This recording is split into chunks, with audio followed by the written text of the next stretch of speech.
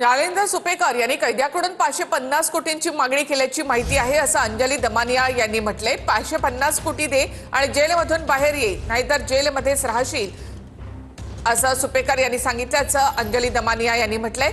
3.5 तास सुपेकर जेलमध्ये बसून होते। अमरावतीचे जेलर होते ते सुपेकरांचे नातलग होते असं दमानिया यांनी म्हटलं। आता सगळ्या गोष्टीचे रोज नवनवीन खुलासे होत आहेत असंही दमानिया यांनी म्हटलं। प्रत्येक पीआय कडून ते पैसे घ्यायचे, दिवाळीला सोनं घ्यायचे अशीही माहिती आहे असा आरोप दमानिया यांनी केलाय।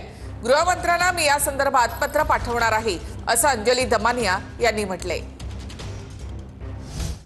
ताई, सुपेकरच्या नवीन लिस्ट एक समोर आलेत, काय आहे लिस्ट मध्ये, काय भाव आहे त्यांच्या?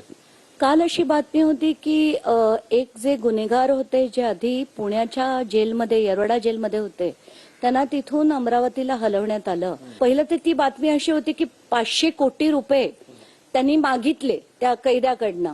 तर मला पहिलं तर ती बातमी पटेना, म्हणून मी त्यांच्याकडनं खात्री करून घेतली।